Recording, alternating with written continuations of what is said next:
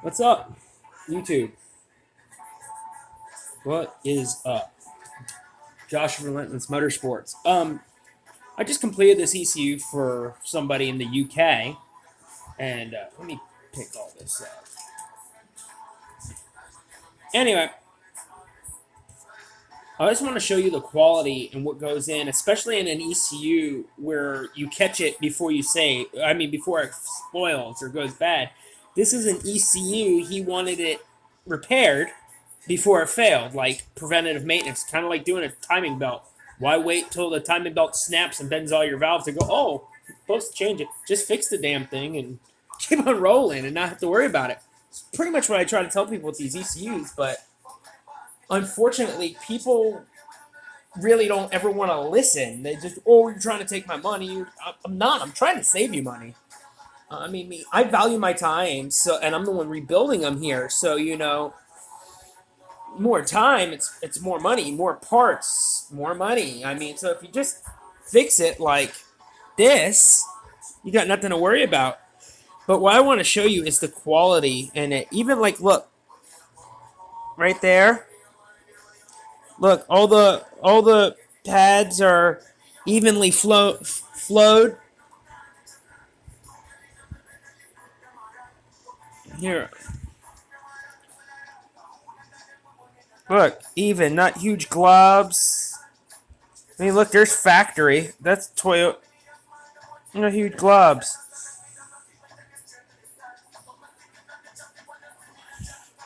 I mean, it's got penetration through the board.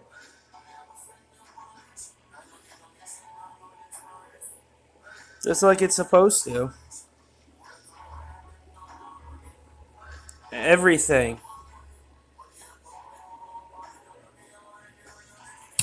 And then, I mean, if you look at the backboard, like,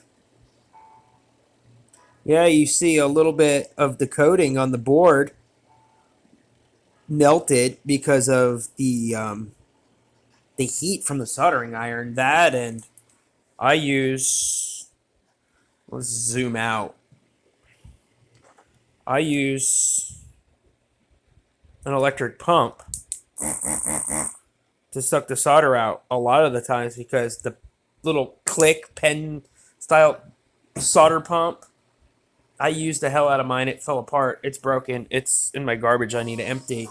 But it takes too long, and it's just it marks the board the same way. And actually, the spring loaded one damages it more because as you're shaking it while it's hot, going like that, it'll actually damage the pad. That thing, yeah, it might make a little deformation around in the factory board coating, the conformal coating. It melts it a little bit. It's still there. It just kind of melts it to the side. And yeah, I mean, if you look, like, that solder's shiny. Obviously, I just did that. But look, nice and even. Look, it's almost identical. I didn't get the little curve up at the end. I try to. Sometimes you can't. But I actually try to replicate the factory solder. I mean, if you look, granted, theirs has coating over it. Theirs is all dulled. I mean, I could technically take a brush because solder's so soft, and I can lightly swirl it around, move it around, and it dulls it up a little bit. Look,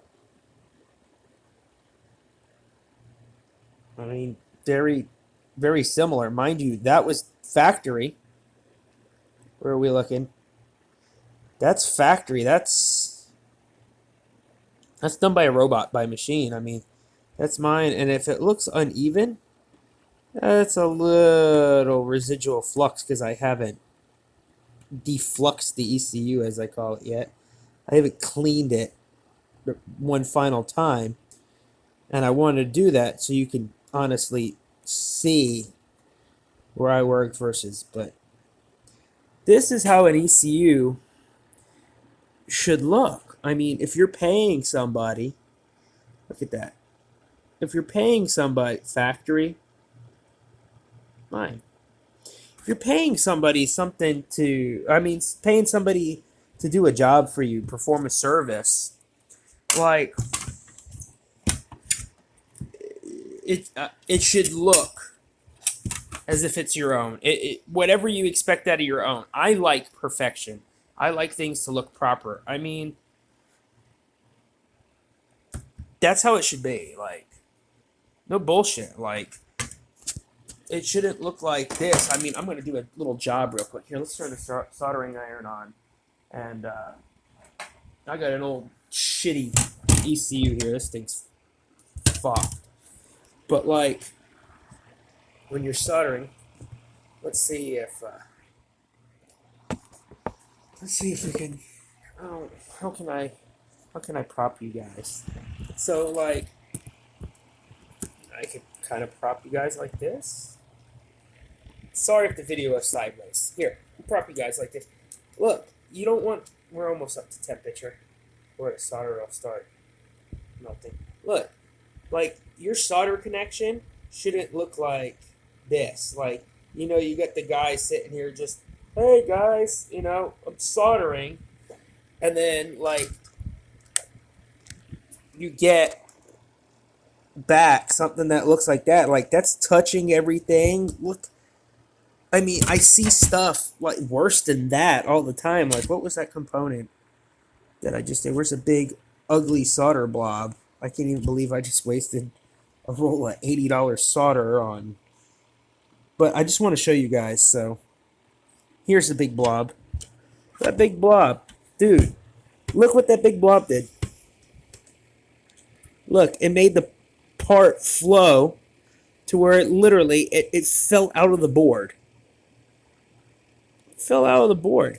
And now to get that out, or if you want to go spend, $400 or $500, whatever, on this, you gotta sit there and fucking use a solder pump and keep going snaps, and then you just damage the pad.